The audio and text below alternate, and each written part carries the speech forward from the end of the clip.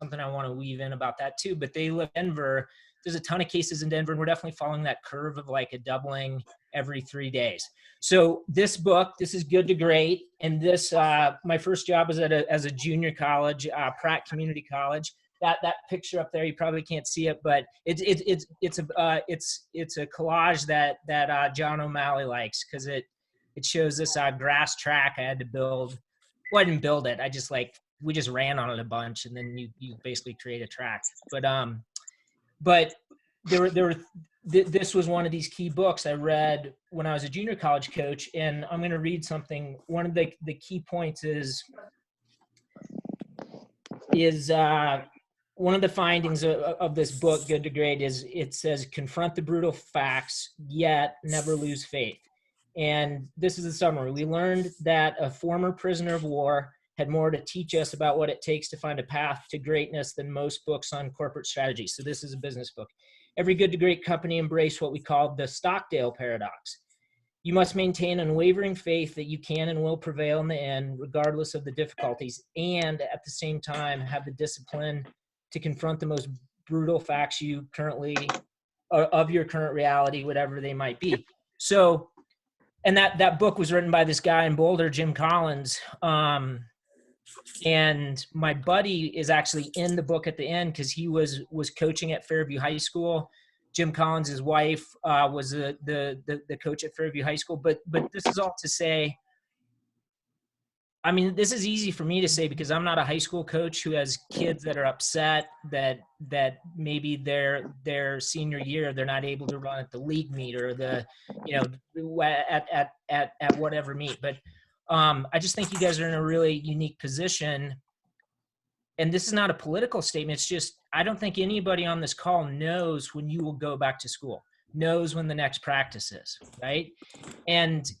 And I was on this bike ride before, like 90 minutes ago, and I could see on my bike ride to Pikes Peak, this beautiful 14,000 foot mountain, but it's like 70 miles away. And that's where my mom lives. My mom can't come see my girls right now because she's 75. And like, I'm on the ride thinking, I have total faith for whatever reason that she'll be able to come see them. She usually comes on Sundays, but I don't know when that is, right? Is it a month from now? I don't think it's a month from now, but I do think it's within a year, right? So that's just a preface to my comments. And Vince Anderson, the sprint coach, there's a great podcast where he says, when kids go home on Christmas break, they always come back undertrained because they didn't do what you asked them to do, and you just have to deal with it, right? And then Coach Wetmore used to always tell us, don't eat too much eggnog and cookies over Christmas break, okay? And I would always do it. So those are like to confront the brutal facts. But then this woman, Shane Culpepper, she was Shane Willie at the time, but she didn't make the varsity cross country team in the fall. And then she comes back and is like top 5 outdoors in the 1500 that spring, ends up being an Olympian, ended up getting a medal at the World Championship. So like, you might have a kid who this is this transformative time, right? But I think one way to think about this, and again, like, I don't want to be an Eeyore here, but I think this is like the confront the brutal facts. In the same way the 100 meters is about delaying the deceleration, I think that's what you're probably trying to do with your teams. Like you have kids who are motivated, you have kids who are fit. How can you keep as much momentum going as possible?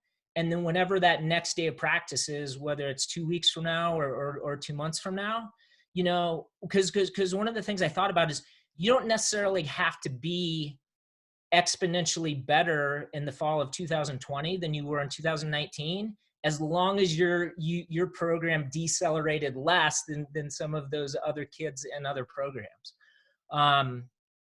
So those are some things. And the other thing too, I thought John O'Malley said something at the clinic. I think he spoke in 2018. John, feel free to unmute yourself and tell me if I have this wrong, but I think you said high school kids can easily be manipulated. Is that true? Oh, yes. All right. Yes, sorry. Yeah, of course, Yeah. everyone knows that. Yeah. Yeah. Yeah. Zoom videos, and I don't do a good job of this, obviously, but if you look into this and you are the source of, just solid, you're just a solid person who has unwavering faith, who's calm. I don't know where everybody's at, but I know where I am. Like, this is going to get worse, right? And so, just being that for those those those those kids is really important. But in terms of the three things, I mean, I think it's really easy, and I'm really excited. I have a book for high school kids that I mean, the draft is sitting right over there, and I send it to the editor on Friday, and it'll be for sale early June. In the middle of the book, there's a car analogy, and the car analogy is simply this: build your engine, strengthen your chassis, and then most days rev the engine, right? And I think you can break it down for kids that simply. We're trying to build the aerobic engine, but you've got to strengthen the chassis, because so many overuse injuries come as a function of an untrained kid getting really fit aerobically really fast, and then having some sort of, I mean, the classic one would be a kid has shin splints on week 3 of practice, right? But you have kids in your program who are dying to run faster, who are bought into what you're doing, and now on their own. I really think that I'm sure they could do too much general strength, but if I was in your shoes, I would really assign a lot of that stuff, right? A lot of just core strength and things like that. For two main reasons. One, it's going to strengthen their chassis so they can handle more miles and they can handle more intensity later on. But also, it's something that you aren't there anymore to see them, let's say on the 4th rep of 6 by 1,000, and they look absolutely horrible. You're not there to pull them out of a workout like that. But and I've got links, and after I'm done talking, I can put them up here. But I have this one routine on YouTube. It's called Core X. It's 5 minutes. You can go through it twice, and it's hard, right? So you can assign them that. So that's 10 minutes of stuff. And I'm not on Twitter that much, and I'm not on Instagram that much, but I know there's all kinds of people using their backyard, and obviously there's problems with CrossFit, but you might see some exercises. I saw a guy doing a single leg lunge, and instead of his foot on the bench like it would be in the weight room, it's basically on his fence post, right? So my experience is that people don't do strides on their own. You're probably not there. You're probably not able to do things like run mini hurdles or speed ladders right now with them. But short hill sprints are great, and strides are great. And I think having a progression of strides for your kids would be smart. The one thing I don't know if it's helpful or not. This idea of every 2 weeks, do they have some sort of, even if it's not a straight up time trial, like some weird thing, like 1,000 meters or 2,000 meters. I personally wouldn't give them something like 800 or 1,600 or 3,200, but are there things like that you could be doing now? Maybe. I recorded a podcast with somebody that a lot of people have heard speak. This guy, this good friend of mine, Dr. Jeff Mezer. He's not an MD, but he's a PhD. And there's research from 2018 that basically says that if you had a kid training 30 to 40 miles a week, running 6 days a week, and 2 or 3 days a week they were doing hard, intense stuff, that you don't necessarily have to dial it back 70% if you're worried about their immune system being compromised after that hard workout, right? So if they were trending up like this in terms of how hard they were working, I've been telling people via my newsletter, and let's be honest, because we live in a litigious society, I don't want to get sued because I gave somebody bad advice, but this idea that here is your season, here was when school and practice was canceled, and now they have to take a nosedive into training. I don't think the science necessarily backs that up. So yeah, and I will, Jason, I think the easiest thing, why don't I just, when I have these links tomorrow, I'll just put them like as comments under the Twitter thread for this. Yeah. Jason, I can't hear you. Whatever works best for you. Okay. Tweet them yourself, and I can retweet them, or you can subtweet them, however you want to do it. Yeah, I can just put them there. Let me see if I had some notes. But I think that's pretty much it. Hey, Jay, yeah. if somehow there's a miracle and you had a 6 to 8 week season with an interruption throughout, what would you do? Lower my expectations. I mean, I'm sitting in this house alone where I don't have my girls, and I'm bad about checking the news multiple times. Like I'm in a little bit of a mindset of like, be super grateful that you're at practice with, when in your case that you got mini hurdles set out that just really bask in that, right? And if you guys in Illinois had a season that resumed, I would just enjoy the heck out of that, and then say, boom, on June 1st or June 15th, whenever it is, we are going to have an intensity like we've never had, right? We're going to show up to every practice this summer. And John, I mean, I'm looking at you. I mean, your program, I mean, it's all about these kids having love in that program.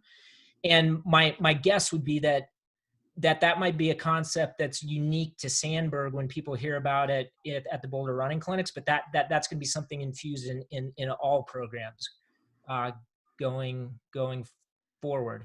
But let me see real quick if I can think of a tactical thing. Man, I'd have them race a bunch, right?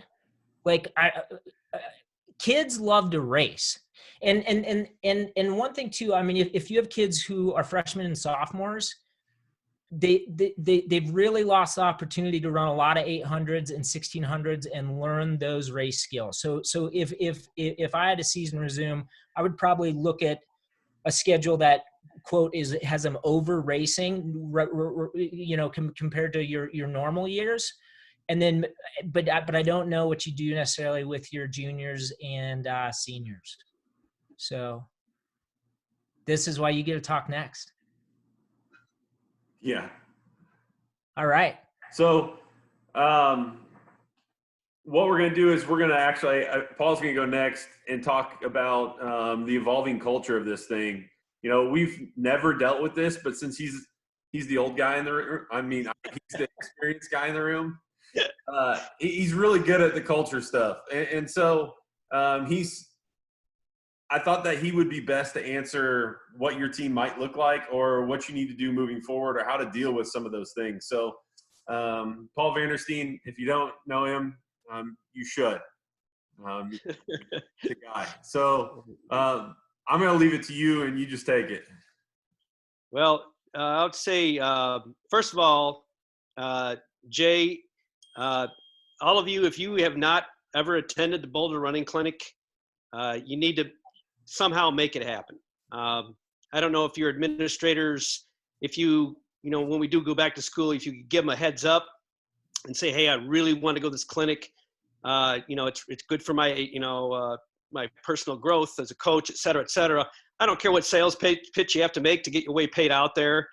But it's worth it. Just to see some of the familiar faces on here, you know, like Kevin and Jillian and Jay and John Sipple, and, you know, all you guys, it's just, I can't describe for a better term from my fraternity days at Iowa, the brotherhood and the sisterhood, I guess, with, you know, some of the ladies, but it's incredible. And I've never attended another clinic like it.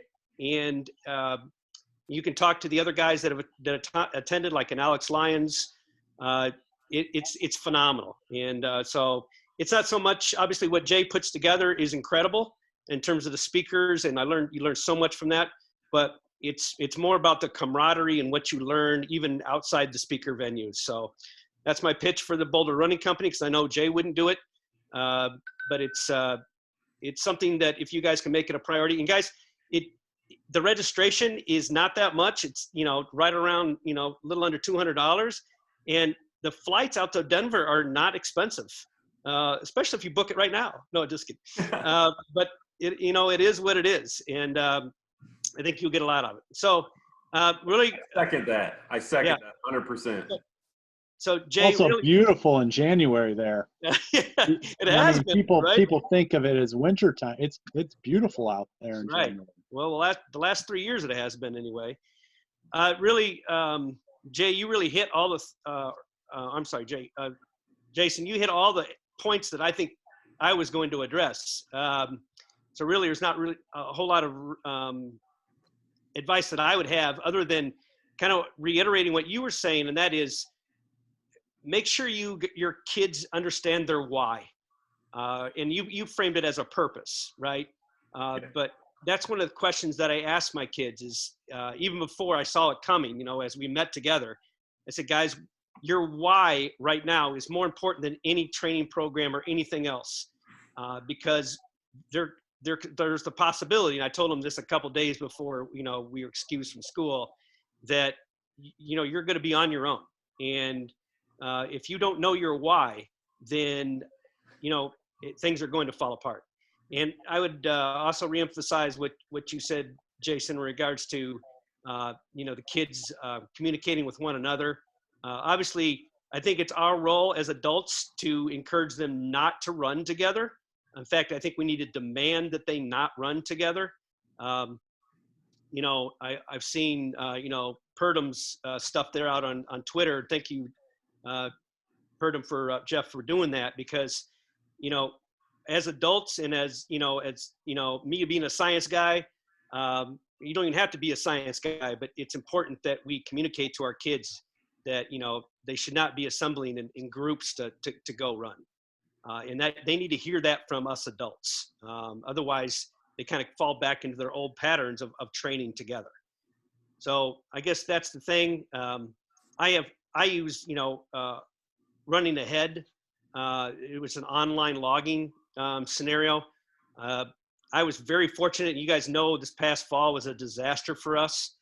And so I changed a lot of things. And one of the things I changed is I always recommended that they log, and I had probably 10% of my kids do it. Now I demand it. And if they don't log, then I kick them out. And they can rejoin, but I just literally boot them out because they haven't bought in. They're not doing what they're supposed to. And so, unfortunately, during kind of what Jason was alluding to, during this downtime, or, when we're away from school, I've lost like 7-8 kids on Running Ahead. But it is what it is. It's not like we didn't talk about what it means to commit to your teammates and to the cause of bettering themselves. So and I don't want a bunch of zeros on the log. When you look at our roster and you see a bunch of zeros, that does more harm than good. So kids that aren't logging, I kick them out, and I might send them a message through Remind and say, hey, you're welcome back in. Love to have you back, but I don't want you back unless you're going to commit to being on there and showing what you're doing to support your teammates and bettering yourself. That's a great thing. I know with our logging, I just sent out the message today, like the logging since Corona started. I made a leaderboard, and it's a little bit depressing. And getting them on board is so important with what they're doing. You got anything else you want to add to that? No. Here I got my wine glass. Go Hawkeyes! This is for you, Jillian. My wine glass. Well, I want to ask John O'Malley, the king of not logging and measuring stress, what he's doing now that he's not there to measure stress. And it's not a smart, I phrase it like a smart aleck question, but I'm curious. Yeah, we're still not doing logs. I kind of view this as a test of your culture right now.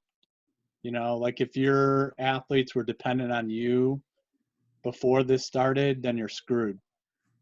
And if they're dependent on you and the coronavirus didn't hit, you were still screwed. So I'm excited to hear from our guys when they text me or email me. We have a group me. But yeah, I mean, they have the schedule in place. I told them to get creative with it. I told them to be responsible with it. You know, and as Jason said, at no point did we ever discuss like what we were doing this for was for the state meet or for an invitational or even a PR anyway. Like that's not why we were doing it. So it's, you know, they text me and let me know what's going on. And I don't know, not much has changed. My worry is the freshmen, you know, the people who need the motivation, the assistance, the external help more so than my upperclassmen.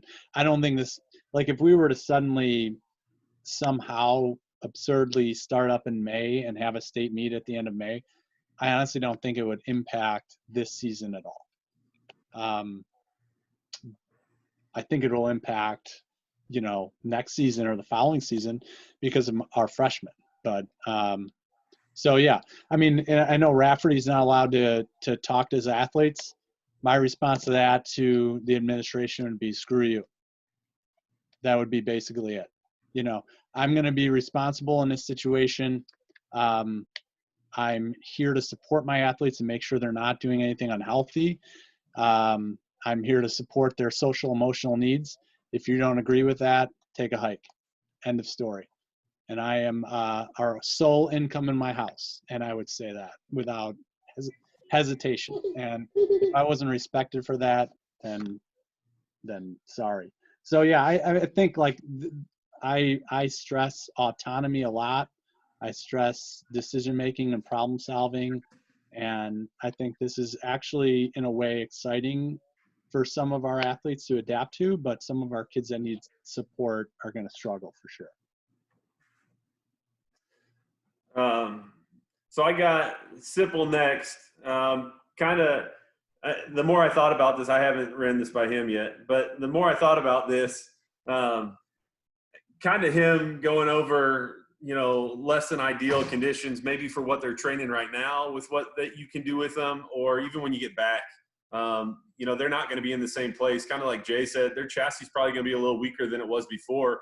If you go back immediately to what you would do as if we had been continuous, it may be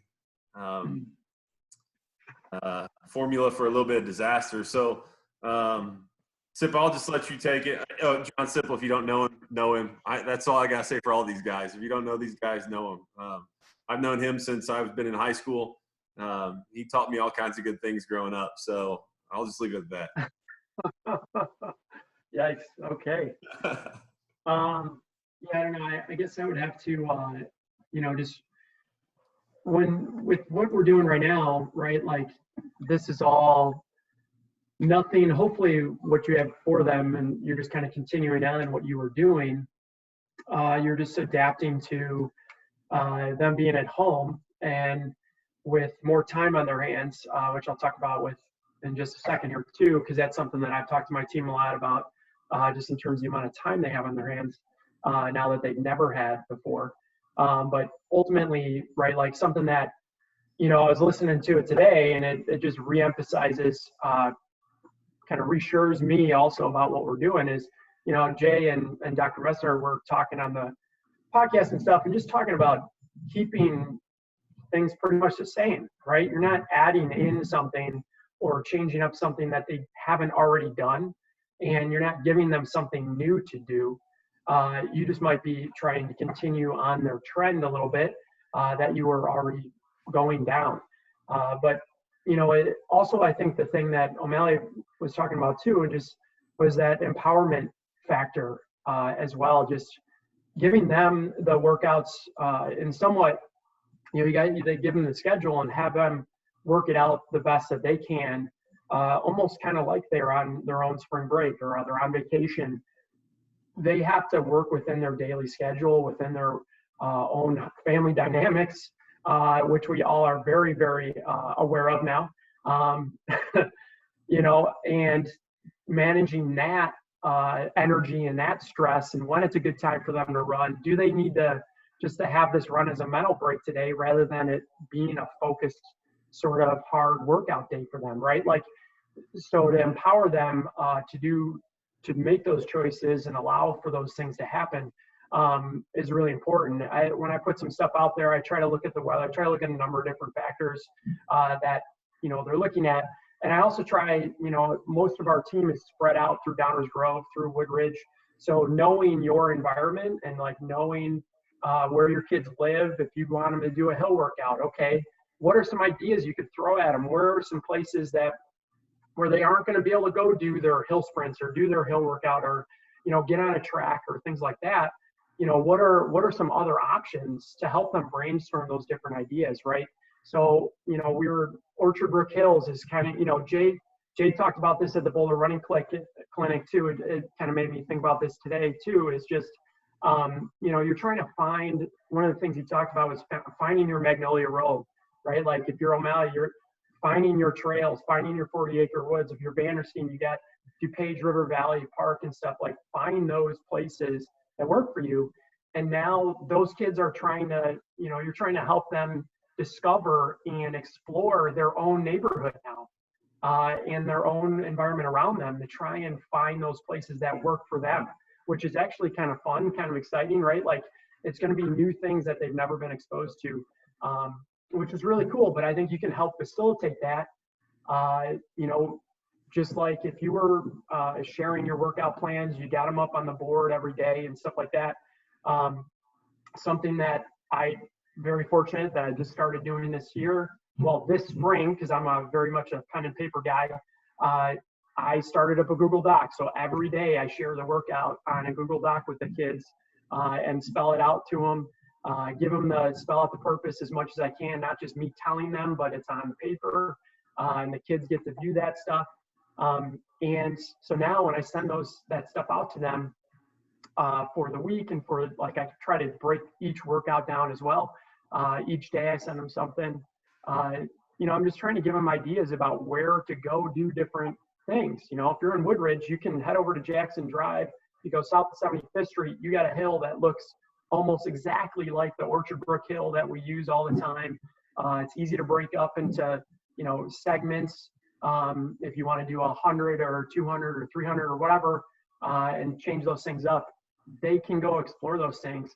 And, and you also want to give them a bunch of different options too, because obviously, like Coach Vandersteen said, we want to keep these, they got to train by themselves. My kids were fighting that big time. I was getting emails and people telling me, seeing them around town, they're running together.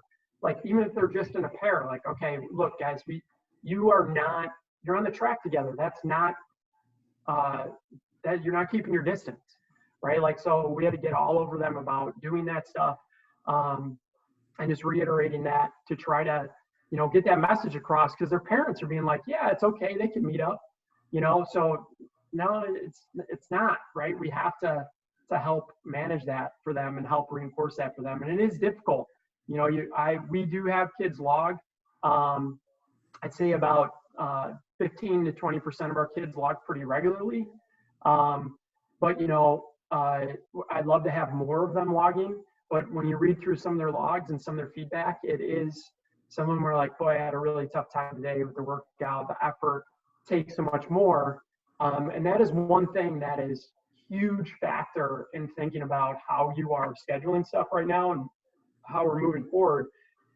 When you run by yourself, we all know this, especially when you get older and you are not with a team anymore and you are really by yourself, the effort it takes just to run a normal, easy pace is not so easy. I was suffering today running 7:30 pace, and it was brutal. Like, I stopped at Coach Blondell's house on my way home because I needed a break for my last mile. You know, like I just needed to stop for a minute to like regain. Like, and it should, but if I was running with someone else, running 7:30 pace is easy, right? So it's the, trying to help them manage that as well, I think is really important, because I think a lot of them don't necessarily understand that either. They're like, man, I was just knocking this stuff out with my team, and I can't even replicate that same workout, kind of moving forward. It seems so much harder now, right? And that's kind of some of the feedback I've been seeing on some of the logs they've been sharing and things like that. So trying to help them manage that is definitely a challenge, but also I think it is a great opportunity for us and for them to internalize this, and also to, reevaluate a number of different things. And when they do come back and they are able to get together with the team and we are able to do this stuff together, oh baby, look out, right? We're going to be flying. You're going to have to be pulling the reins on these kids. You're going to have to really watch it, right? When we do get them back, right? Because boy, that's going to be fun. They're going to be excited. Oh my gosh, so jacked up. I mean, you're going to be jacked up, but the whole thing is going to be just lots of energy, So it'll be interesting to see how that is when we get rolling again. Have you talked to your kids about maybe the change of the schedule? Some of them were used to running at 3 o'clock after school. Now they could be running at 10 o'clock in the morning. Have you talked about how the feel may be different with them at all, or any of that? Yeah, I was just trying to get them to pick a time and try to be consistent with that time. Whether it's in the morning or if they're going to stick with the afternoon, that's fine. Just try to be consistent with it throughout. Just the same thing with their sleep schedule. Keep the sleep schedule consistent, right? Like, that's an important factor with how they're going to feel. That's the sort of stuff that I think is most important for them to manage. I mean, I don't know how some of you guys are too, but like at home and my kids here, it's like every 15 minutes we want to snack. Like, these dudes are asking for a snack, like they're driving me crazy, like eating all the time. I'm like, well, you're 3 growing boys, whatever, let's feed you. But I find myself eating more, and I'm like, oh gosh, I gotta tone it down because I'm going to be, it doesn't matter that I'm running more, I'm eating so much more. Right. That's why 7:30 is so hard. Right. Well, no kidding, right? So, and that's the other part too that I think is a cool thing that I talked to them about too, is just the amount of time they have. What point, and never in my life have I had this amount of time just available to me, right? Like, what are you doing with that time? Like, this opportunity to like read a book, take a nap, do what you really want to do, explore some things, put a puzzle together, whatever it might be. But like, boy, you have all this time that you never ever get in your life, right? Like, I'm so pumped to be at home with my kids all the time now too. And boy, it's great. I get an opportunity to take the time to try to be their teacher a little bit, right? We have a simple science lesson every day, and like, we try to get that going. Boy, it's hard to teach your own kids. But like, it really is a lot of fun to have the time and use that time as an opportunity. Knock out your schoolwork and do something you want to do. Try and learn on your own. Listen to a podcast, explore some things that you wanted to do, but never had the time to do it, right? And even as high schoolers, they're so regimented with the daily schedule and trying to get things done all the time and having to be at places. It's what a chance here for them to explore what they want to explore, right?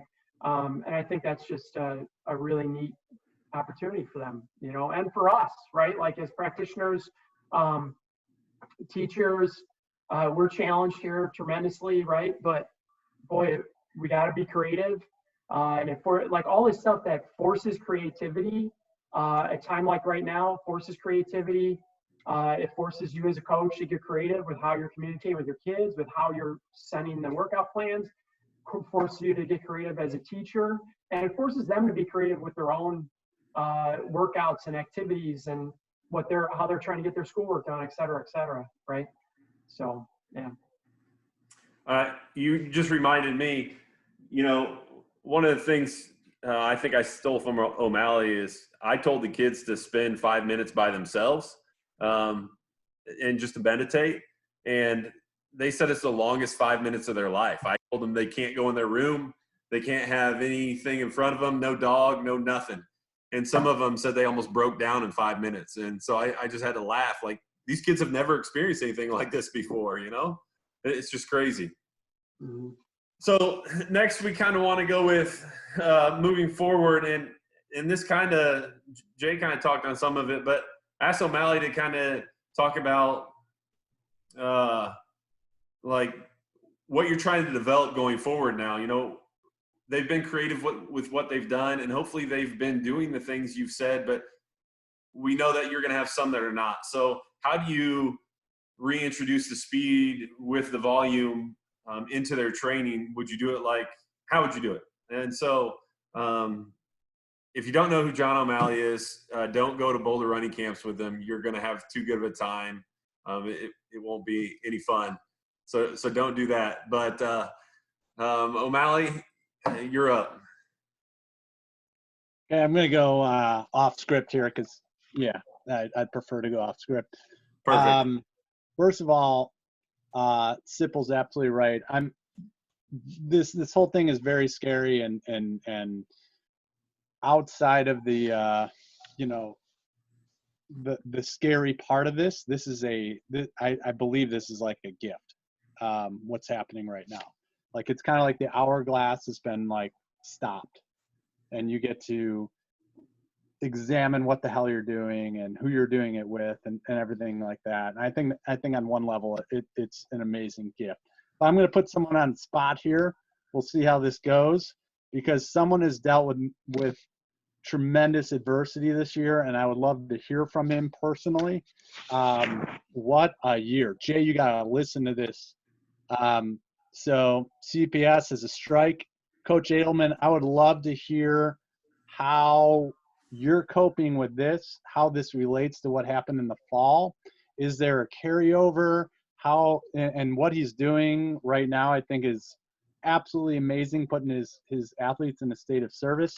So if Coach Edelman would be willing to talk a little bit about how he's adapting to this, because what he went through in the fall was really challenging, and I think it has some carryover into what's happening now. Sure. Yeah. Thanks, John. Unfortunately, I didn't think we'd be in this position again. I tweeted out something last night, I guess the words kind of I found again, and I told the guys in the fall, as we were kind of going through everything, and if for those of you that maybe don't know the story, I know there's some out of state coaches, I believe. So basically the CPS had a teacher strike in October, started end of October, basically the week of the conference meets. And it lasted through, basically the Thursday before sectionals. And so we had missed regionals, and long and the short of it is we ended up getting kind of an 11th hour reprieve. Some of our parents, or one of our parents, kind of sued on behalf of CPS athletes, and there were some equity things in terms of some exceptions, and I won't get into that. And I know people have opinions both ways, but the long and the short of it is I wasn't able to be in touch with the team for about 2 weeks, and it was obviously incredibly difficult. I probably had my best team since 2012, and knowing that they weren't going to be able to participate was a huge blow. And even though that we obviously were able to kind of at the last minute, it's funny, all of you are, kind of mentioning certain things that I think we saw as a reality this year. And as much as idealistically, I want to say that when we start back up, we're going to be able to kind of not skip a beat. it did impact us. The emotional, toll, the stress, it had, physical ramifications. The good news is I think it can be a relatively short learning curve when you get back at it.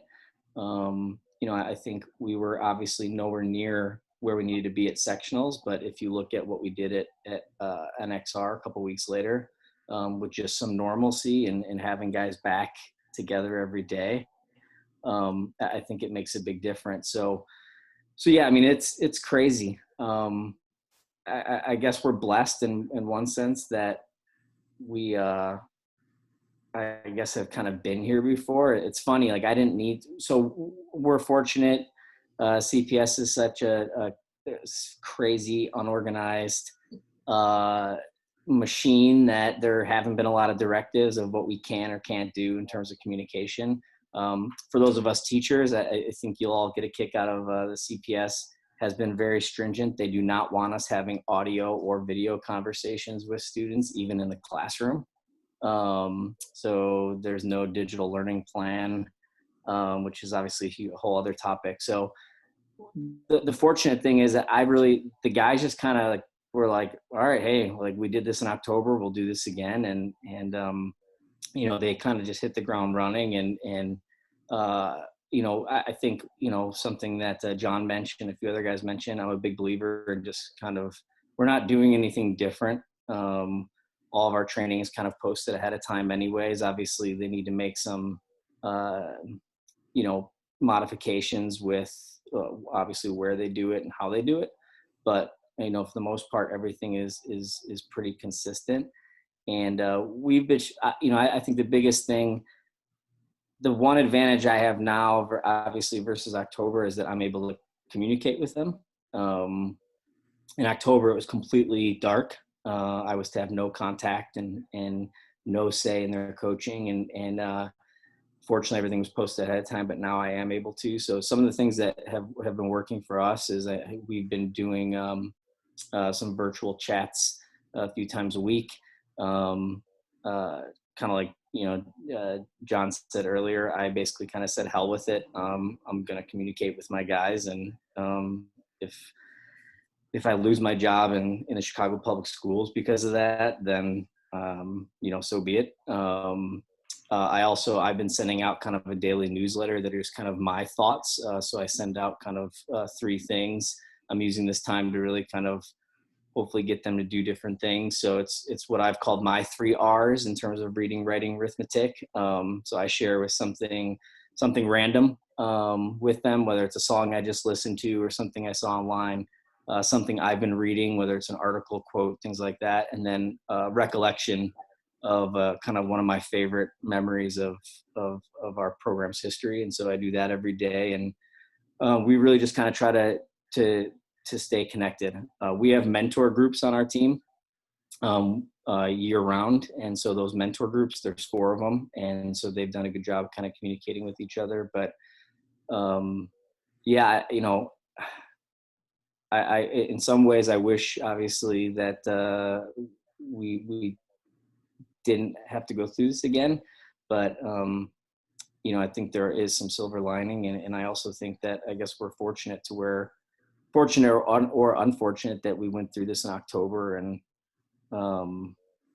it's kind of just, I don't know, it's routine now, unfortunately. Can I ask you, is there a difference in emotion knowing the situation, or the first one obviously was out of your hands and so was this one, but this one's affecting literally everybody. Is the vibe different with the team, or is it about the same? Yeah, that's a great question. I think there's kind of 2 answers to that. I said, I think one is that I think there is, I think our guys at least have, it sounds bad, but I think it's human nature that there's some comfort in knowing that they're not the only ones going through it this time. And they see that this is bigger than any one thing. This isn't a political issue. This isn't, a labor issue. This is just what it is. Right. And then the second component of that is, I think the other thing though, unfortunately, I think the expectation was set that might be a little bit unrealistic. You know, they were kind of saved at the last minute last time in terms of really a giant blessing that we received. And I think perhaps there's some, they're looking at it a little too optimistically. You know, perhaps that this is going to resolve itself sooner than later. And I mean, gosh, I mean, obviously we all hope that's the case, but you know, it's hard. That said, I personally think, and I you know, I think I tweeted this out before too. Everybody knows I'm not the largest fan of the IHSA. But I actually really think that even if it's not realistic, even if it's not going to happen, there's probably downsides to it as well. But I do think that what they're doing in terms of just keeping that little sliver of hope, I look at it as a positive. You know, I mean, we'll deal with that when the time comes. But right now, I don't know. I mean, I feel like they need to have something to kind of keep them going. Especially the young kids, you know, give them something to shoot for. Absolutely. Right at the end. Absolutely. Hey, Coach Ailman, can you tell everyone what you're doing with the cards to the elderly and putting your athletes in a state of service? Yeah. So thanks. And this is a great I think opportunity to, if anybody wants to help out. You know, it's something that's been really big and part of our program of kind of our 3 values of class pride and character since I took over, is being of kind of service to others wherever we can. Once a year we try to do something and to kind of give back, and that's really big for us, is to kind of have that idea of purpose. And so what we kind of decided, and you know, given everything that's happening, especially with kind of some of our more vulnerable populations, and you know, to me, there's kind of, you know, 3 components of that, be it our senior citizens who are in nursing homes and essentially being isolated and cut off, you know, from their families. The very vulnerable population, and I'm sure all of you read just the phenomenally written but also heartbreaking you know, blogs from you know, Noah Lawrence and his wife about what they went through with Beatrix, and then also you know, the families who are trying to have children, you know, through you know, fertility treatments and stuff. And so basically we kind of saw that those are 3 populations who are really feeling this more than any of us. And so because they're cut off, you know, I asked all of my guys and their families and to write cards that we can send, and so I have some contacts, and so we're working on kind of collecting those cards. I've checked to make sure that there's no issues in terms of you know, contagion or things of that nature. And so we'll be compiling all the cards and sending them off to a few different spots, just to hopefully let those populations know that somebody out there is thinking of them, and hopefully bring a little bit of a smile and acknowledgement in a super difficult time. And so, you know, for those that are interested and want to piggyback on that, you know, let me know. We'd be happy to have it. But I think that's helping the guys a lot too, is, you know, somebody mentioned earlier, kind of what's your why, what's your purpose? This is giving them something bigger to think about during this time. Awesome. O'Malley, you want to add anything? No. What was my question? I don't know. I ate him better than me, so I figured I would just send it to him. No, that's good stuff. Absolutely great stuff. I did. So there was no problem with contagion. We have a bunch of kids that actually work at a retirement home here, and they just deliver food. And so they've been, you know, running by themselves. But if we write letters, the retirement homes didn't have a problem with that. Yeah. So what we found is there's some that are more stringent in saying no. Again, from the stuff that I looked up and confirmed, there's a few that I've spoken with and that are, completely okay with it. We have some parents who are connected to certain retirement communities and things.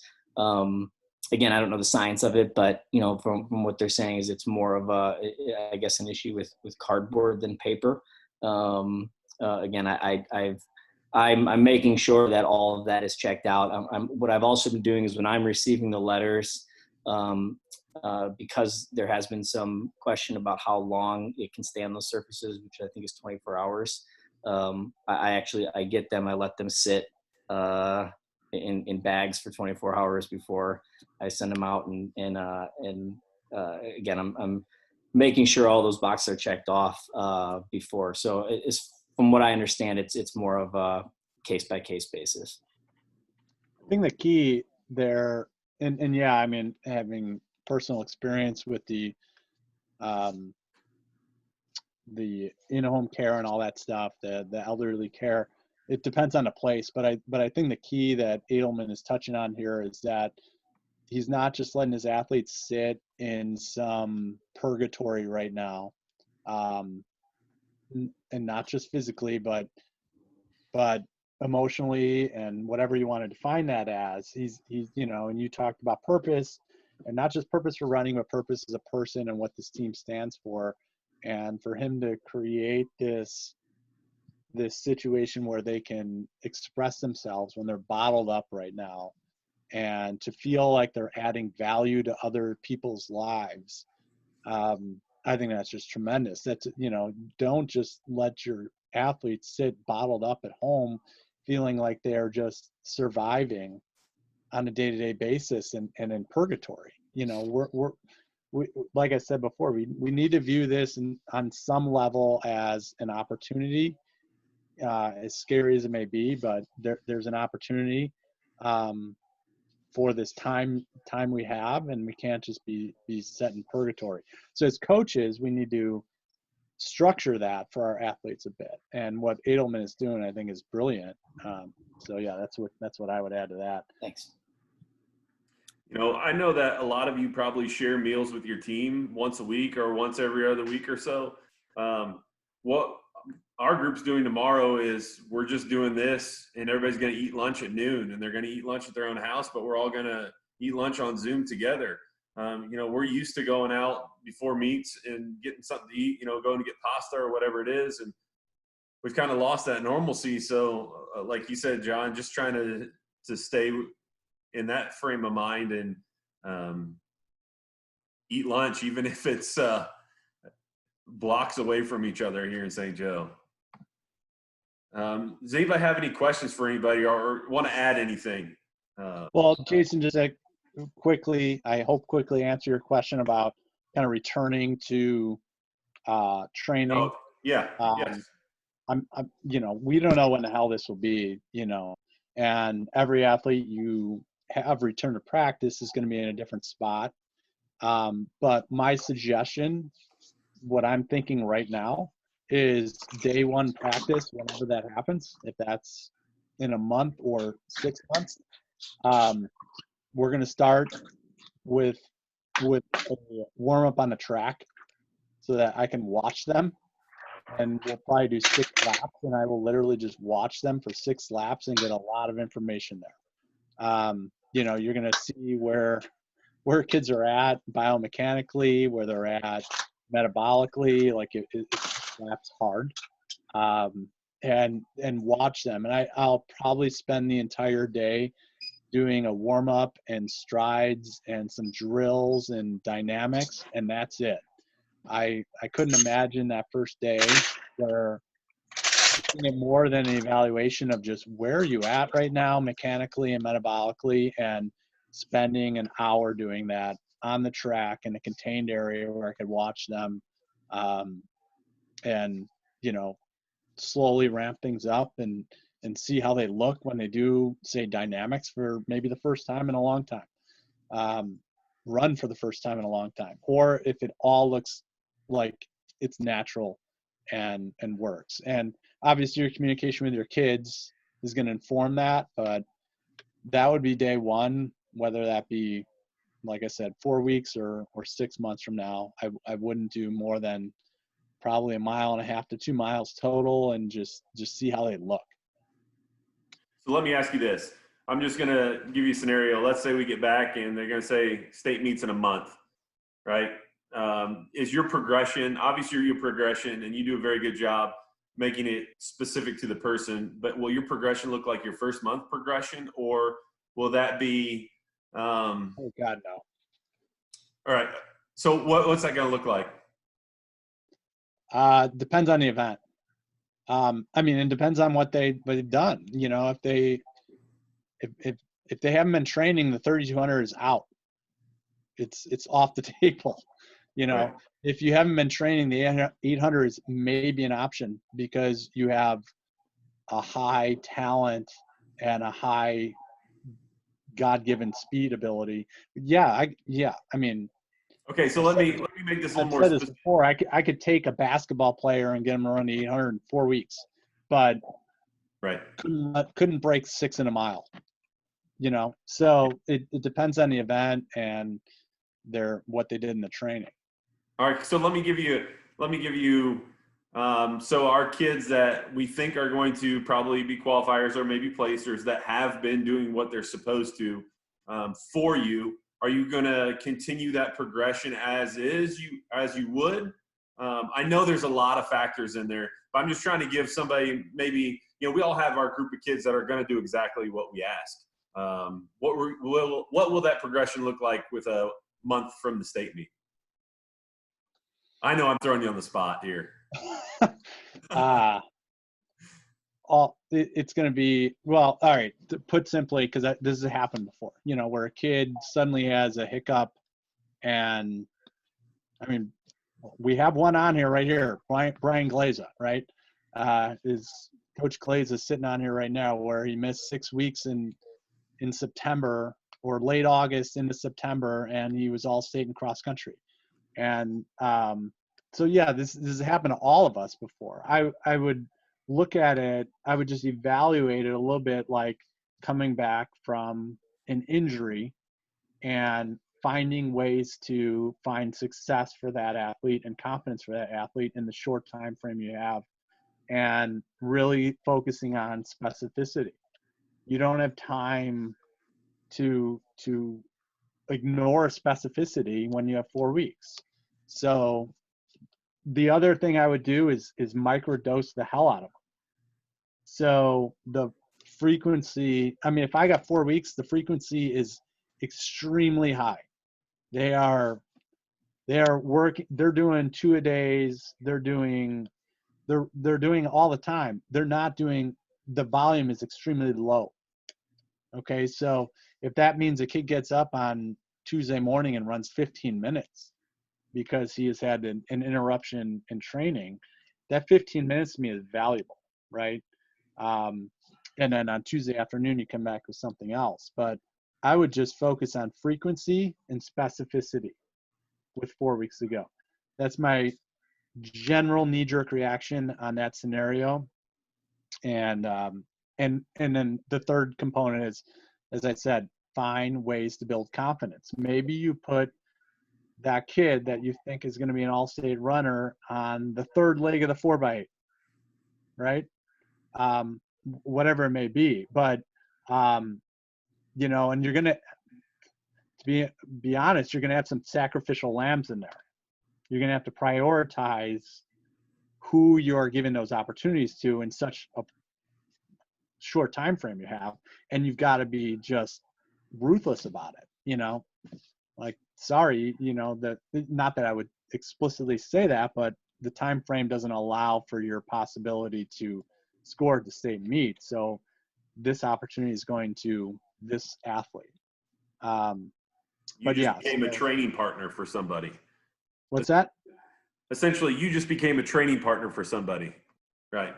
Right. Or a leg on a relay, or you know, someone to warm up with in a race and compete with, you know, whatever that looks like in that context. But yeah, I mean, with 4 weeks to go, you specificity, frequency, confidence. That's it. good. I love it. Yeah, can I just jump in and say one thing real quick? Yeah. Right, like with the short and limited amount of time that you're probably going to have, right? You can't avoid a setback mentally, right? Because it's so hard to build that momentum back up again. You got to try and set that up so you're ensured that the momentum is building for that short period of time. You can't really gamble and hope that it'll work out. You've got to be able to set that up in a positive way so that they are moving forward the whole time, and you avoid any other little setbacks because like someone just said on the chat, can you imagine the emotional and stress that they're going to be feeling being back in school and having this go, you know what I mean? Like there's so many different variables here. You just want to keep it rolling forward, right? Yeah, the stressors of being away and then the stressors of coming back are going to take time to deal with themselves, running aside. Anybody got anything else they want to add? Any questions? I'm trying to read through the chat, and there's not a lot of questions rolling through there. Purim, what are you doing with your young bucks there? You got a nice young group that you've been trying to develop, and this is a critical time for you as trying to develop. So Jeff Purdom over there is trying to develop a program from the ground up. He brought in a pretty solid freshman group last year.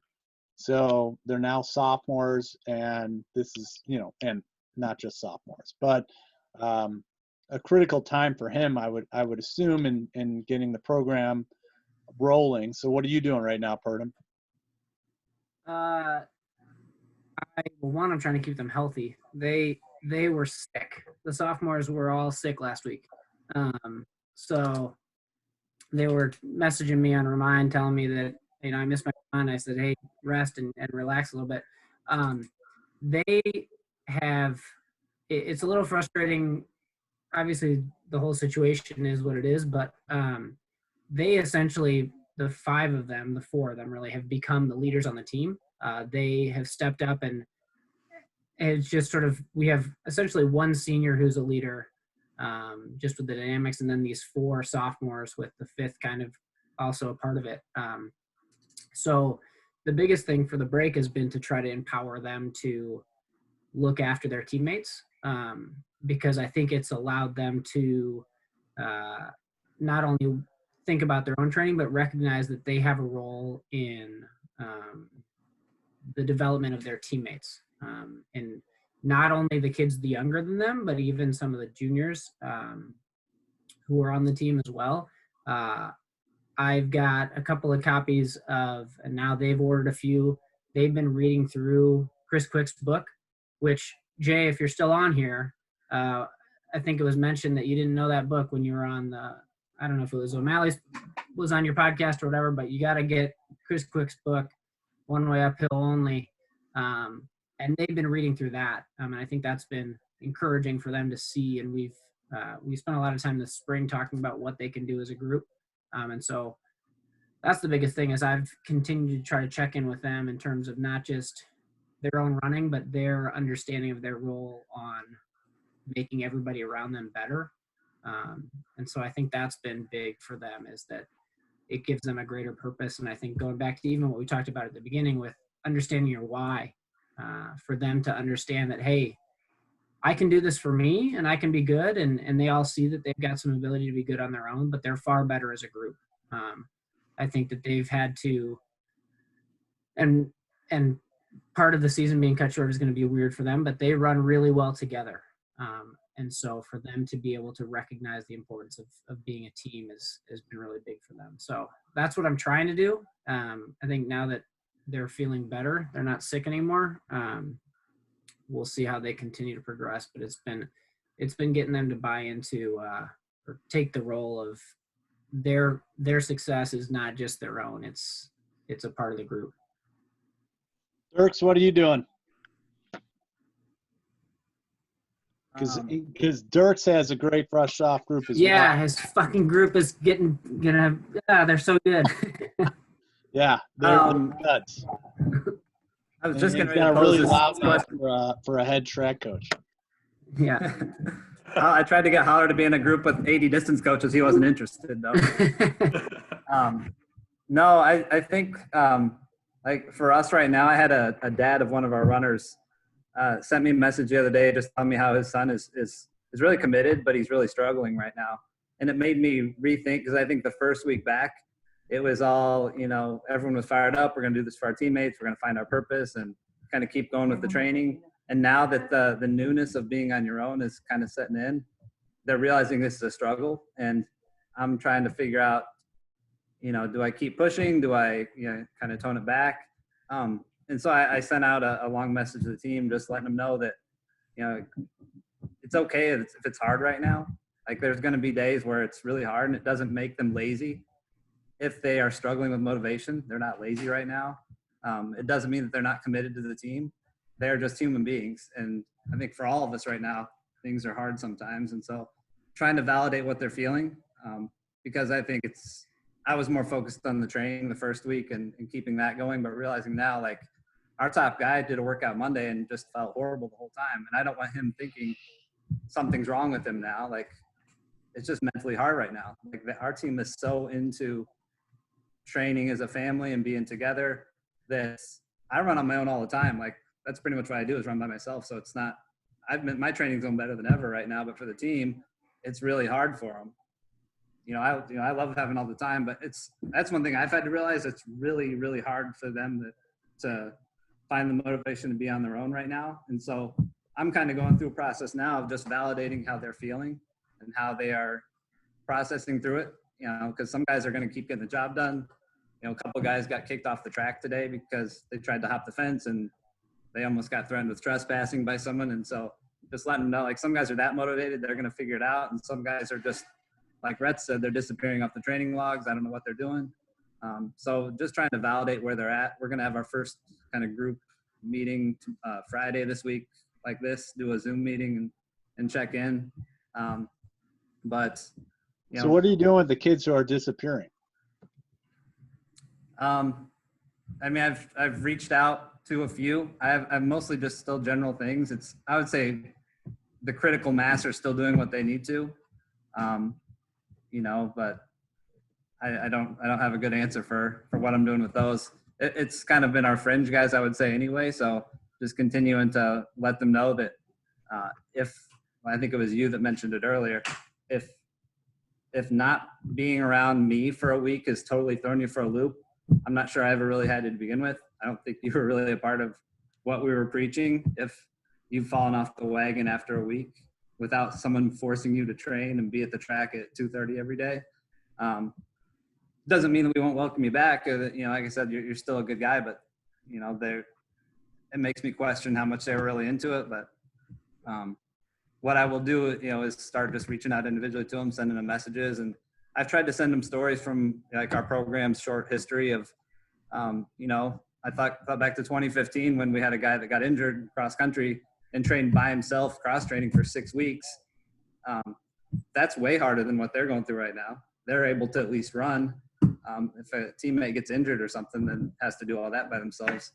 That would be a lot harder to me than having to run by myself in the spring.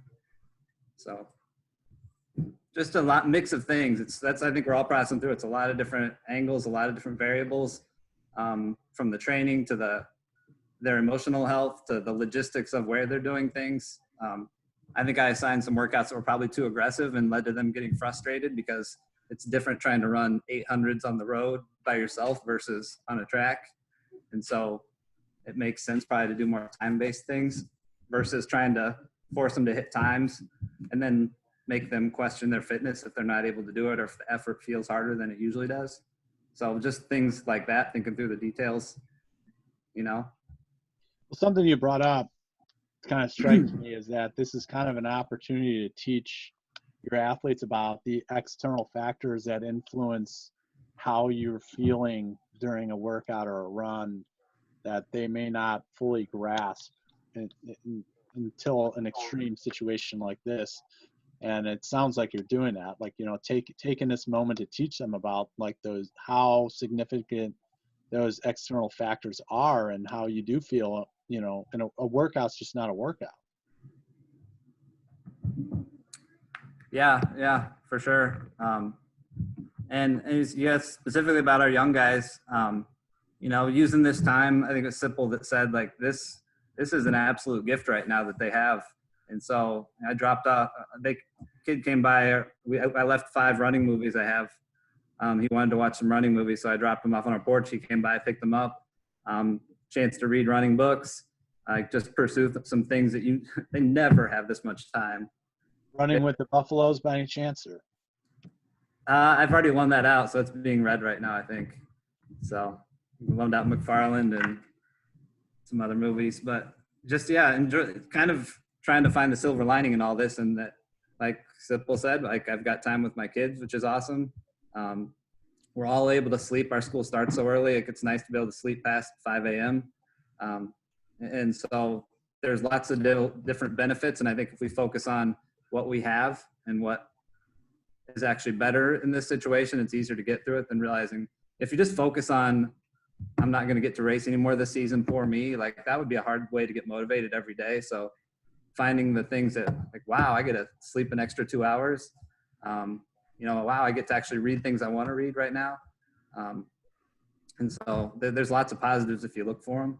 And so I think that's part of our job with the young guys and the old guys, but especially the young is realizing that this can be a gift, and just helping them be smart too. Because like all you guys have said, like they're still trying to run in groups of 3, kind of started as bigger groups and then it whittled down to groups of 10 and then groups of 3. And now we've kind of had to say, just be by yourself. We'll be fine. By the way, and I know Jay's obviously a friend of mine, but little plug here, getting a little insight into his book. His book that's coming out here, it would be ideal to have your athletes reading in a time like this, where it's going to support 99.99% of what you would say as a coach.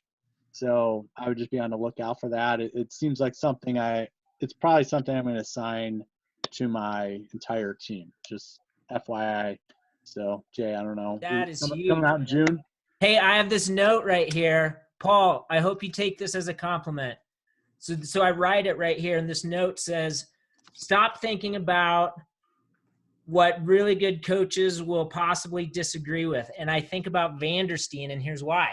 Because he's so good and he's coached for so long, like I can't write a book that hits every single point, right?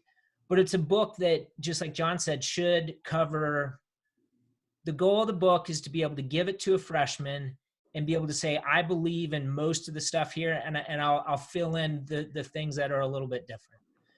And it doesn't tell kids how to train. No, I mean, it does tell them to build their engine, strengthen the chassis, rev the engine. But the cool thing, at the end, we have profiles of 8 programs. And Retz's program and O'Malley's program are featured in there to like compare and contrast different things, So thanks, John. I think he was trying to get you to get it out sooner so we could all get it to our kids during this thing. Here's the deal, man. I mean, I was working my tail off today, and who else is parenting and trying to have a life, right? I mean, it's just like, it's chaos. And here's the deal. Now, like, I'm a single guy and a single dad. So like now I wish they were here the next, 2 or 3 days. Their mom and I can't, like, we both want them all the time now. Right. But yeah, it'll be to the editor. Basically it'll be out early June, and assuming I'm just going to say early June for now. And then by next week, I should be able to tell you the date. So yeah. Awesome. And unfortunately, it might be more timely than it would have been if, you were ending the state meet and, getting ready for summer training. Seems like a good team camp assignment for everyone. Yeah. I mean, obviously I'm hoping it's a useful book. So. I did see one question that popped up there that was pretty good. A couple people answered it, but just thoughts on some people. Let's say, they say it's cross country season 2020 right now. What are you going to do to adjust your training? Are you going to kind of finish with some of the speed stuff, maybe race some kids and some time trial stuff? Or are you going to say, boom, we're going to XC right now? And that's, I mean, on my end, I'm going to race some stuff because that value, like Jay said, of the 800 and the mile for those young kids, we race in track to teach you things about cross, and cross teaches you how to race in track, to do a little bit of both. So I would just be interested to see what some of you think. If it's called right now, what does training look like for you over the next couple of weeks? Are you in cross mode right away? Or are you going to still do some of your track stuff to build on the strengths that track gives a cross country and track athlete? Anybody? Paul? Why am I the GOAT here? You know what? It's hard to do. It's harder, I should say, to do track type workouts if you don't have access to a track.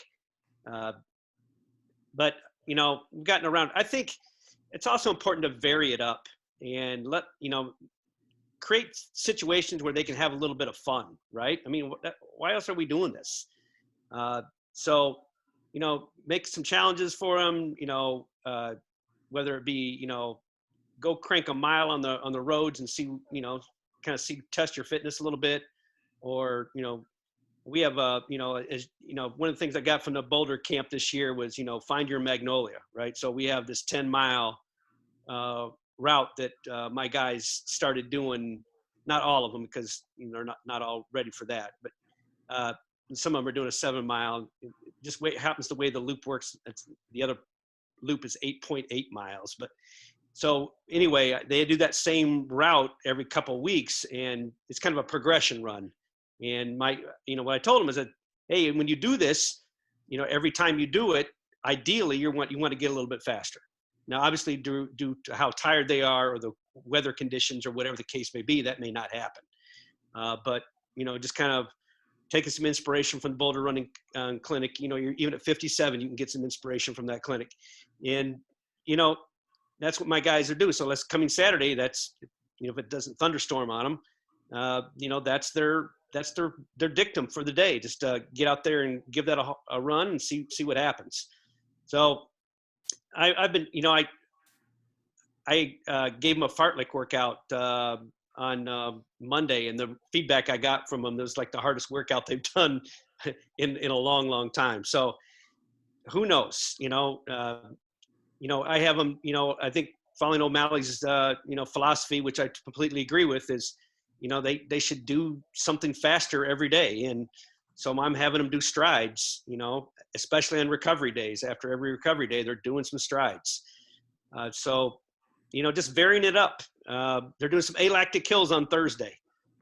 Find a hill that's 5 to 8 seconds in duration, and I gave them a couple of suggestions, just like John was talking about, and they're going to go get after 8 alactic hills just at the end of their 5-mile run. So I guess that's where I'm at right now. Awesome. I think I was going to sort of align with what Paul was saying. I was talking to a couple other coaches on a message board the other day about this, trying to get creative depending on what's going on, with the idea that not being able to be on tracks and some of those things. And we have a decent number of guys on the team who use Strava as their training log, and we've got a group for that. But we have workouts that we do, especially during the winter of track season on the roads, where we have a loop that we use for a lot of different workouts. And so for them to be able to, hey, go steal the course record at the 1K loop around the neighborhood, or the 1-mile loop, or the long run loop, like try to get that course record. And so where they still, because I think, and I think Sipple talked about it, has talked about like how important track is for cross country. And I think a lot of that is the racing mentality, is learning how to race and racing a lot and learning a lot of those things that it's hard. You don't get the same maybe benefit in cross country with that stuff. And so trying to stoke that competitive fire, even if it's just with their teammates, and I'm sure it's something that Dirks and I could connect up with, where there's some loops that our kids might interact with in the same areas because of the boundaries for our district. But I know looking at a couple of those loops, I'm a little bit higher than Andy is. But I think that to be able to have some of those things where they can still be competitive,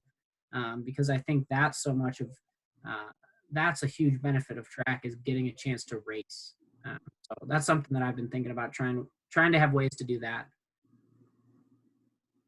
I'm dropping Purdom as a Strava friend because every run I do, he does the same route, like maybe a mile further and a few seconds per mile faster. So I'm about to drop him from Strava. Hey, just in terms of thinking about what to do if the season's canceled today, someone brought up something about letting the kids run a time trial. If the season's canceled today, the tracks are going to be locked. That's unfortunately the reality of the situation. So if they cancel the season, it depends. I'd love to let those 800 kids rip an 8. They're probably not going to get that opportunity to, because every track in the state's going to be locked until X, Y, or Z. I mean, if you're reading what's going on in New York right now, it's horrific. And it doesn't sound like anything's getting back to normal anytime soon.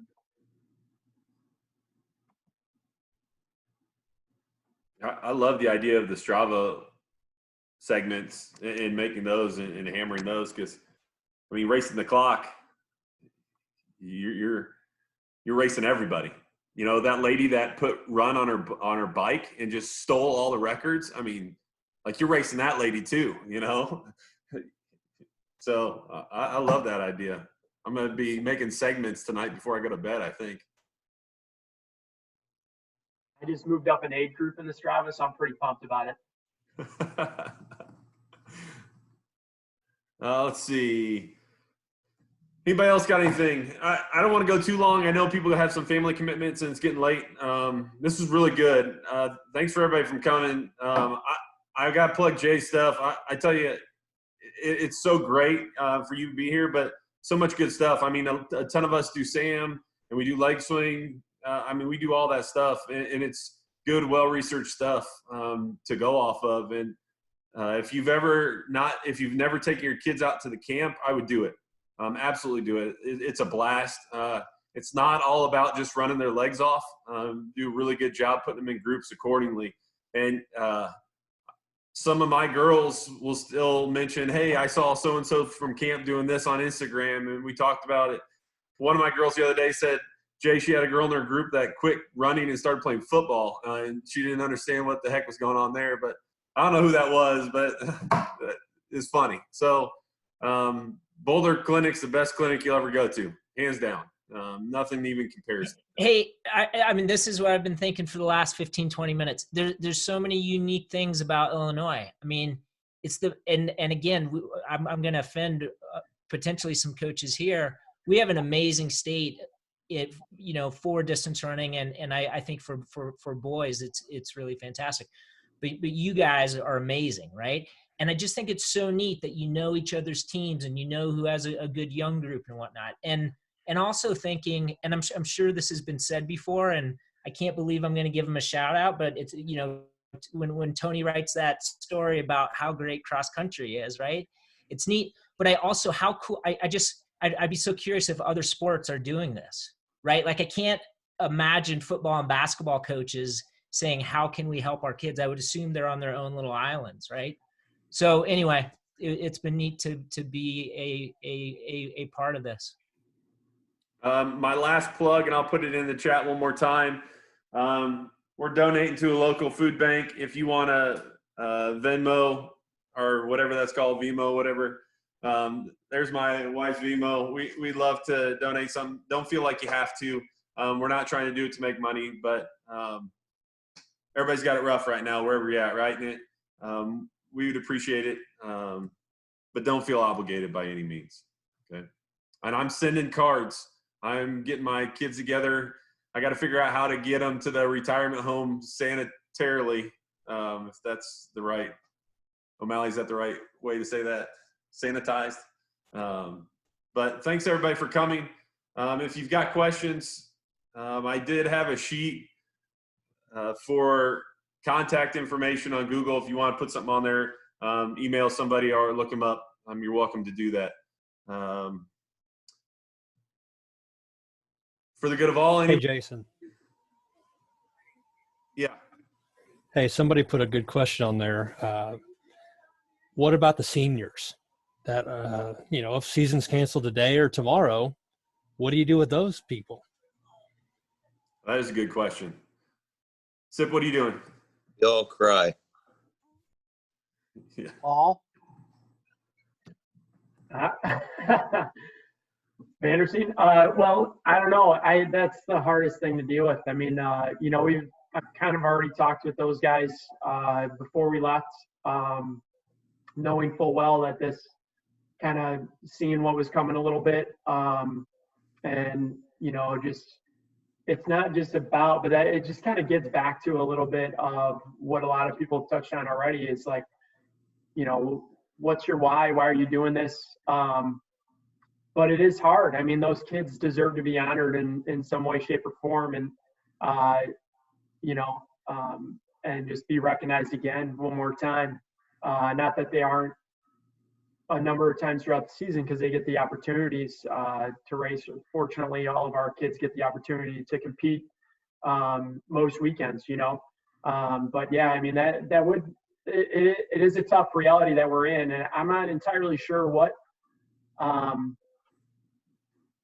When they do finally make that call, what I am going to do, to be perfectly honest. I think each kid is going to be a little bit different, right? Like some kids I know are going on and running collegiately and going on, and they'll be in another team next year, and they'll have more chances, and they'll keep training, right? Like, so, but for some of those kids, this was it for them, right? And I think Coach Plattner, that's what we're kind of getting at, right? I mean, boy, what do you do? It's hard to think about that, and right now I really hope that doesn't happen. Because you'd like for them to take one more lap around the track and kind of celebrate that, before they go. But you hope that what you've done throughout your program and throughout your time is to help them love running and help them. This sport is part of what they do, part of their lifestyle, and that they continue to do it regardless of whether or not they're on your team or not, right? Like it's kind of a lifelong journey thing, and we hope that they're moving forward with it still, But I don't know, man. It's a real tough one to answer. Corey's our senior high coach, and I actually coach his daughter, who's a senior for us right now, and. One of the things I told our seniors was whatever emotion you have, you need to express that to the rest of the team, because that may fuel a freshman or a sophomore or junior to realize, maybe you lost that opportunity, but they need to relish every opportunity that they have because of what you've lost, And sometimes when the door starts to close, you start to realize what you've missed out on. And sometimes you don't realize that until the door is closed. And I think – for seniors, it's really important that you keep them around the team as long as they want to be there, because their urgency, they turn into assistant coaches. I said, I don't want to have to call you Coach Plattner. I told Jill, I said, I don't want to call you Coach Plattner. But if that is the case and you're going to be with us through the end of this thing, it's important that you express your emotions of what you're going through to everyone else so they understand. Yeah, and I would actually just add, so I had this actually conversation for the first time yesterday, and it's kind of like what Sybil was saying, and I don't know what to say yet, but there's this unique situation, I think, for some guys or girls. So my number one guy right now, who's by all rights a really solid runner, 1447 type of guy, and was run 927 outdoors, but on his own, and he's in this weird spot right now that I think more and more senior athletes may find themselves in around this country in all sports, with this decision by the NCAA, which is awesome and the right thing, to basically give a fifth year. This poor kid, he had a touch-up call with touch base call with one of the coaches that was talking to him before all this stuff started happening yesterday. And all of a sudden he's in a place now where he might not have a spot. Basically, I mean, he hasn't signed or anything, but he might not even have a spot as a walk-on, because this coach was basically like, hey, like, we got to figure out if these seniors are going to come back now. And so now this poor kid, you know, and he's a good runner, you know, but look, college deadlines, he's applied to everywhere he's going, you know, and, you know, he's applied to the schools he wants. And he was kind of in that weird limbo situation where he's a really good runner, and you know, the schools he's looking at, he's not quite scholarship material, but certainly recruited preferred walk-on. And all of a sudden these coaches, you know, he's heard now from 2 that are telling him, you know, look, we got to wait and see what happens now. Because if some of these seniors come back, you know, we cap our guys at this amount, money or no money. And so, you know, like Sipple was saying, I don't know. I mean, it's heartbreaking. Yeah, I don't really know what to tell, you know, to tell them. But I think also one thing you mentioned, which was a kind of a reminder to something I told the guys in October, and I told them again now. And then actually I'm in the unfortunate position where, you know, 2012, we also had a strike, and it was fortunately a little bit earlier in the year. But what I told them in 2012, and again during the strike, and again right now, which is exactly what you said, Jason, which was whatever you're feeling, you know, use it.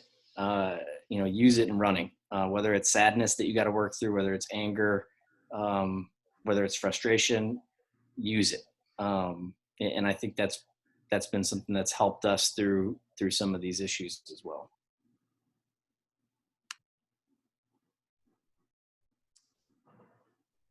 Anybody else got anything? Questions, statements? Hey, Jason, this is a quick idea before you guys go to end on a lighter note. Oops, sorry, John. But our conference, we're really close, the other coaches, the Girls Catholic Athletic Conference, and we're actually doing a virtual meet where they all just run whatever race they want, and then they post those times. It might be a good way to keep your kids engaged as well. I know our girls were really pumped to do it, and the other schools in our conference are too, and the coaches are staying engaged, so it's a nice, fun thing to do where there's really no reward, but just for the sake of going out and running a hard mile or a 400 or whatever it is, and to build camaraderie within the schools. So I thought I'd share that as an idea for you guys to do. Good idea. Zach Toothman, you still in here? Isn't Indiana doing that as well? It's just a few of us. We just started, actually this week will be the first week over the weekend where some coaches talked about putting different distances together. I think this week we're doing either a 3,200 or a 1,000, but then doing a 400 repeat also like 15 minutes later. And then if you have like 8 guys on your team that want to do it, the coaches have to put together those teams and you just combine the times and then we score it out differently. So we'll see how it goes. So 2 4x4s put together there? Yeah, or just however many you have. Like we have 12 guys. We have to create the teams. We don't just put the best 4. Right. Put those teams together Thursday night and then see how it goes Friday or Saturday. That's cool. That's a good idea. Well, thanks everybody for doing this. You know, if this thing lasts for months and months, we may try to do something again like this. I think we'll switch it up, maybe do something different. But I think it's just good to hear people in the similar situation doing the same things, helping each other out. We got such a strong community with coaches in cross country and track. It's so good to know that you can reach out to somebody and they'll help. It's really unique and fun to be a part of. And I mean, we put our summit on twice a year. And there's a lot of people that are in here that have been before. When we just sit and have fun and drink some beers and talk, and it's really good.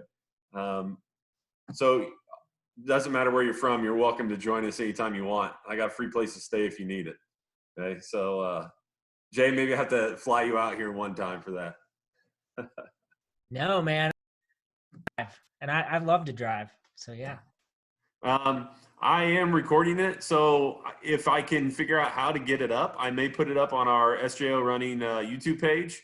I have no idea if that's going to work or not. This is literally the first time I've done this, so hopefully I'm not very experienced at this and we get back to normal in a couple weeks.